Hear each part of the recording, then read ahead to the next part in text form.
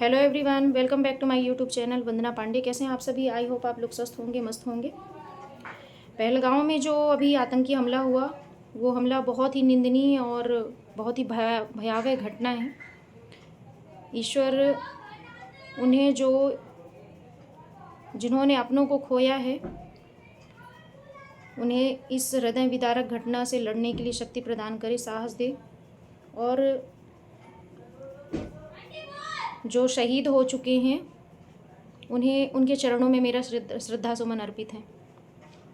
यह इतनी भयावह घटना है कि शायद अब हमें कहीं आने जाने में भी अपनी ही देश पे रह के एक डर सा महसूस होने लगा है। जो अभी बेखौफ होके और एक स्वतंत्रता महसूस करके हम जाते थे, तो अब ये इस घटना से काफ़ी दहशत भर गई है। लेकिन हमें पीएम साहब पे बिल्कुल भरोसा है, अपने प्रधानमंत्री जी पे भरोसा है कि वह इसके लिए ज़रूर कोई ना कोई ठोस कदम उठाएंगे। और जो जा चुके हैं, तो उनके जो परिजन, एक जो उनके मन में आक्रोश भरा हुआ है कि हमें बदला चाहिए, तो हम भी अपने पीएम साहब से निवेदन करते हैं कि उन आतंकियों को ढूंढ कर ऐसे ढेर करें कि एक बदले की भावना अपनी पूर्ण हो कि हमने बदला ले लिया। जो चले गए हैं वो तो वापस नहीं आ सकते हैं, लेकिन ईश्वर उन्हें शक्ति प्रदान करे, उनके परिवार वालों को साहस प्रदान करे। ठीक है, अब लौटते हैं अपने मुद्दे पर। बहुत दिनों से एक खबर आ रही है कि डीपीआई ने भर्ती करने से टोटल मना कर दिया है कि अब कोई भर्ती नहीं होगी। तो इस पे लोग बार बार पूछ रहे थे कि क्या ये सही है, क्या सच में डीपीआई ने मना कर दिया है इसके लिए। तो मैं आपको बताना चाहूँगी कि जब तक आपके पास कोई ऑफिशियल लेटर नहीं आता, तब तक आप किसी भी बात पर भरोसा ना करें। क्योंकि देखिए, मंत्रालय में रहने वाला एक नॉर्मल सा कर्मचारी भी कहीं ना कहीं ये सोचता है कि मुझे बहुत जानकारी है। तो यदि आप जाके और कहीं से भी ये ऐसी सूचना कोई दे देगा, तो उसमें हमें विश्वास नहीं करना चाहिए। कब तक?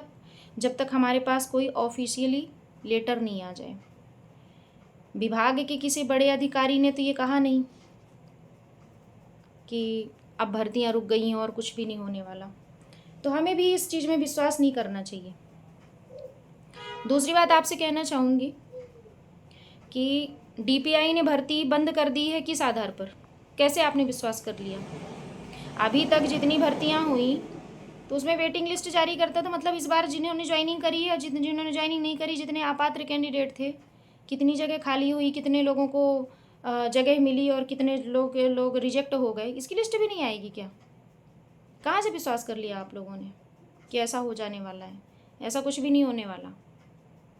सारी विडंबनाएं हमारे साथ नहीं होने वाली। ये आप अपने से सेंस लगा लगा के और डिमोटिवेट ना हो और टेंशन ना पालें, और ऐसी जो चीज़ें उड़ती हैं, उड़ती हुई खबरों पर भरोसा ना करें। जब तक आपका पर्सनली किसी से बात ना हो जाए, कोई ऑफिशियली लेटर ना आ जाए, तब तक आप किसी भी बात पर विश्वास ना करें, क्योंकि ये कहीं ना कहीं आपको डराएगा और बेवजह आपको चिंता सताएगी। दूसरी बात, शिक्षक जो होता है वो एक सभ्य समाज का निर्माण करता है, और कहीं ना कहीं ये बात भले देर से समझ में आए, सरकार को ज़रूर आएगी कि एक जो शिक्षक है वो एक सभ्य समाज का निर्माण करके कई आपराधिक रिकॉर्ड को ख़त्म करता है, कितने अपराधों को रोकता है वो, क्योंकि कितने लोगों को शिक्षित करता है। जितने उसके एक शिक्षक के पढ़ाए हुए जो शिष्य अच्छी शिक्षा के साथ में जब आगे बढ़ते हैं, तो एक वो कहीं ना कहीं एक समाज में एक अच्छा स्थान पाते हैं। तो ऐसे शिक्षकों के बारे में सरकार ज़रूर विचार करेगी, ज़रूर ज्वाइनिंग मिलेगी और सभी की वेटिंग क्लियर होगी। दूसरी बात आपसे कहना चाहूँगी कि अभी 29 तारीख का प्लान बन रहा है भोपाल जाने का। हमारी टीम तैयार हो रही है, तो आप लोगों से निवेदन है कि 29 तारीख को आप ज़्यादा से ज़्यादा संख्या में भोपाल पहुँचने की कोशिश करें, और जल्द ही आपको वहाँ की जो रणनीति है वो बता दी जाएगी कि कहाँ आना है, सबसे पहले हमें कहाँ जाना है, क्या हमारी स्ट्रैटेजी रहेगी, किससे हमें पहले मिलना है, किससे हमें बात रखनी है, किसके बाद कहाँ जाना है।